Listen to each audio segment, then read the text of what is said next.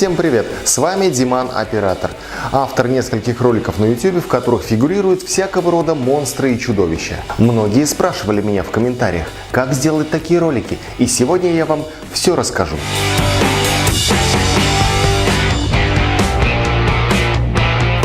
Начнем. Для начала нужно придумать сценарий ролика. Он, как вы понимаете, не обязательно должен быть на Оскар. Самый лучший способ загубить новое дело и потерять интерес к нему – это поставить сразу высокую планку. Поэтому не начинайте со слишком сложных задумок. Берите простые идеи и воплощайте их в жизнь. Итак, допустим, сценарий у вас уже есть. Что дальше? Дальше нужно снять видеоматериал, на основе которого вы будете создавать визуальные эффекты.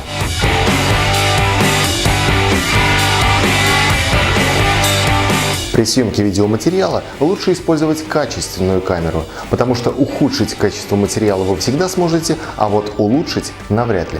Параметр ISO старайтесь выставлять не более 400. При значении 800 и выше на видеоматериале будет появляться ненужная зернистость. Отключите встроенные на камере системы подавления шума. Со включенным шумодавом картинка замыливается и теряет естественность. Для съемки семейного видео может быть и есть смысл использовать шумодав, но только не для съемки под визуальные эффекты. Выдержку на камере желательно ставить как можно более короткую, 1/250 или еще короче. Иначе большое количество смазанных объектов в кадре может сильно затруднить в последующем работу над визуальными эффектами. Старайтесь избегать расфокуса, он очень сильно мешает при работе над визуальными эффектами. На постобработке всегда можно добавить и расфокус, и шум, и другие признаки некачественного видео, если они вам понадобятся. Если у вас мало опыта в создании визуальных эффектов, не начинайте со слишком сложных задумок. Чем выше вы поставите планку, тем труднее ее будет достичь с первого раза. Не ленитесь, делайте несколько дублей, минимум 5-7.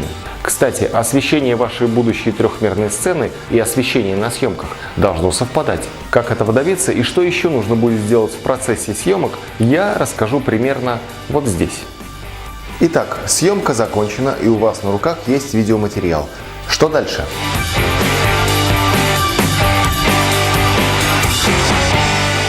Дальше начинается процесс под названием трехмерный трекинг. Слово трекинг означает отслеживание. Соответственно, трехмерный трекинг – это отслеживание в трехмерном пространстве. Теперь поподробнее об этом. Для создания визуальных эффектов нужно, чтобы параметры камеры в вашем любимом приложении для трехмерной графики полностью повторяли все параметры камеры, на которую вы снимали. Это положение камеры в пространстве, повороты камеры и работа с трансфокатором. Есть два разных варианта трехмерного трекинга – трекинг статичной камеры и трекинг динамической камеры. Трекинг статичной камеры применяется, когда камера зафиксирована на штативе, и вся ее свобода действий – это только повороты по всем трем осям, а также работа с трансфокатором. Трекинг динамической камеры используется, когда камера не стоит на месте, а постоянно перемещается. Есть много программ, которые выполняют трехмерный трекинг. Любую из них можно изучить на нормальном уровне за 1-2 недели или даже быстрее, благо обучающих материалов на YouTube полно, в том числе и на русском языке. В каждой из этих программ есть функция автоматического трекинга, то есть все, что вам нужно будет сделать, это загрузить ваш материал в программу и нажать пару волшебных кнопок. Но такой подход зачастую не приводит к хорошему результату, и вот почему. Для трехмерного трекинга эти программы анализируют ключевые точки, по которым они впоследствии и воссоздают трехмерную сцену. Эти точки программа ищет на контрастных участках видеоматериала. Если материал недостаточно контрастный, имеются смазы от движения камеры или на картинке слишком маленькая детализация, то придется делать трекинг вручную. То есть вы будете кадр за кадром задавать местоположение каждой ключевой точки. Вы думаете, этот процесс слишком долгий? Не совсем так. Давайте подсчитаем. Имеем исходный материал длительностью 10 секунд. Он снят со скоростью 25 кадров в секунду. Для качественного трекинга нужно, чтобы в кадре было одновременно около 8-10 ключевых точек. Но чем больше, тем лучше. Получается, что нам вручную придется расставить около 2000 точек. Много? Не совсем. Если на коррекцию каждой точки у нас будет уходить около 10 секунд, хотя по факту это происходит намного быстрее, то на расстановку всех точек у нас уйдет чуть менее 6 часов. Это даже меньше обычного рабочего дня, но зато вы получите отличный трехмерный трекинг, на основе которого программа создаст для вас качественную трехмерную сцену. Забыл уточнить, перед тем как выполнять трехмерный трекинг, нужно подготовить видеоматериал к нему. Откорректировать искажение оптики. На недорогих объективах это искажение присутствует, из-за чего прямые линии в реальности вовсе не будут прямыми на видеоматериале. Особенно это очень хорошо заметно, если вы сделаете на камере полный отъезд трансфокатором. Например, на этой камере GoPro искажения оптики явно заметны, и сделать трекинг на таком материале не получится. Почему? Дело в том, что программа для трехмерного трекинга восстанавливает трехмерную геометрию сцены только на неискаженном материале, где прямые линии в реальности будут прямыми и на картинке. Корректировка искажения оптики достаточно проста. Для этого есть соответствующие средства в программах для композитинга, например, After Effects. После того, как будет произведено совмещение трехмерной графики и вашего видеоматериала, на полученный результат можно опять будет применить коррекцию искажения оптики, но только в обратную сторону. В результате картинка будет выглядеть более естественно. В процессе трехмерного трекинга вам совсем не помешает, а в будущем очень поможет правильная ориентация вашей трехмерной сцены в пространстве. Для этого нужно правильно выставить положение осей X, Y и Z. Кроме того, в любой программе для трехмерного трекинга можно задавать реальные размеры между двумя точками. Это поможет точно подобрать правильный масштаб вашей трехмерной сцены. Итак, трехмерный трекинг закончен, и у вас есть готовая трехмерная сцена. В ней все точки привязки стоят на своих местах, а все движения виртуальной камеры в точности повторяют движения камеры, которые были на съемках. Далее создание трехмерной графики.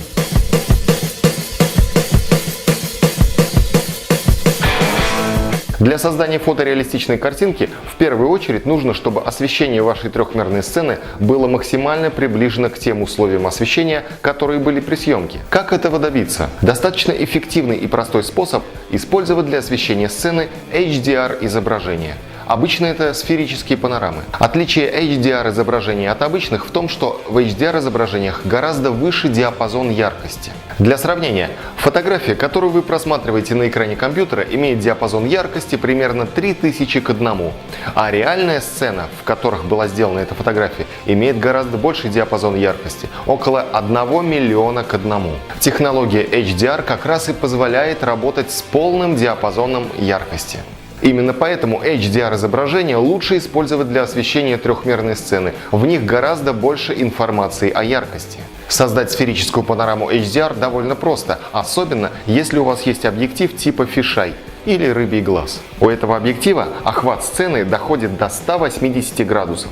Вам нужно будет сделать серию снимков по направлению в 6 сторон.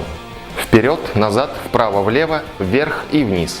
И на каждой стороне по 3 снимка с различной экспозицией. В одном из них будут проработаны детали в тенях, в другом – детали средней освещенности и в третьем – детали в ярких участках. Как раз из этих снимков мы и будем собирать HDR изображения, которые впоследствии склеим в сферическую панораму. Чем более качественный фотоаппарат и объектив вы используете, тем лучше получатся результаты. Создание HDR изображений возможно в программе Adobe Photoshop, начиная с версии CS3. А для склеивания изображений в сферическую панораму вполне подойдет программа AutoPano Giga. Я не вдаюсь в тонкости процесса, поскольку обучающих материалов в интернете навалом. Итак, после склейки готовую HDR сферическую панораму вполне можно использовать для освещения вашей трехмерной сцены.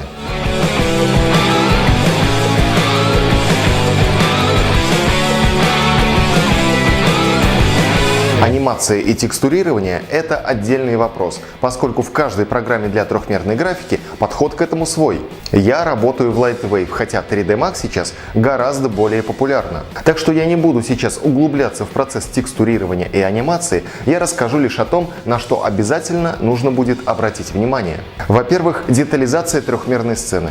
Здесь надо соблюдать пределы разумного. Если у вас корабль занимает 10% от площади кадра, нет смысла тратить время на моделирование моделирования каждой заклепки на его поверхности. То же самое касается и текстурирования. Слишком большие текстуры для незначительных объектов малооправданы. Кстати, для больших сцен, которые требуют много памяти в компьютере, я иногда делаю текстуры для незначительных объектов 256-цветными. Это очень сильно экономит память компьютера, а результат неотличим от того, как если бы вы использовали полноцветную текстуру. Но, разумеется, нет правил без исключений. В основном я использую полноцветные изображения. Во-вторых, если у вас есть взаимодействие вашего персонажа или объекта с окружающими предметами, а в хорошем проекте оно наверняка будет, вам необходимо будет построить трехмерную копию всей сцены, где происходит действие. Трехмерный персонаж будет отбрасывать тени, отражаться в поверхностях.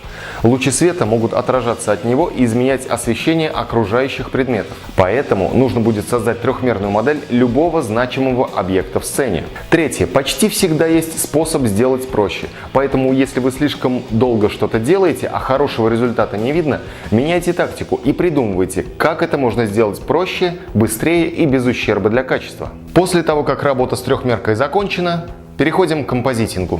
Это совмещение вашего отрендеренного материала с видеоматериалом. Чистка огрехов, цветокоррекция и так далее.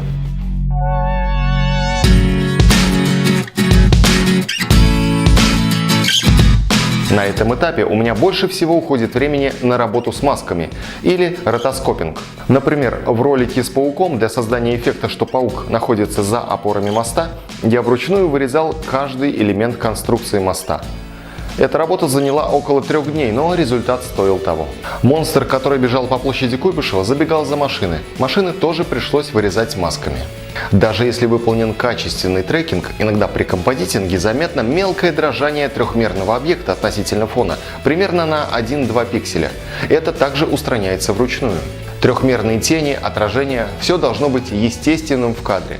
Слишком темные тени или слишком резкие, или слишком яркое отражение объекта могут сильно выбить объект из картинки, и будет чувствоваться его неестественность в кадре. Кроме того, нужно помнить, что слишком ярких цветов в окружающей природе очень мало, и скорее всего придется уменьшить цветовую насыщенность объекта до той степени, чтобы он слился с окружающей средой. Теперь я расскажу поподробнее о композитинге на примере моих роликов.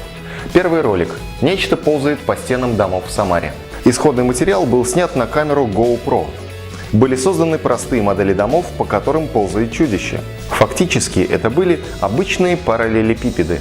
Отдельно были просчитаны тени, падающие на здание от самого чудовища. Изначально просчитанный на компьютере монстр немного не вписывался в картинку, поэтому была сделана цветокоррекция.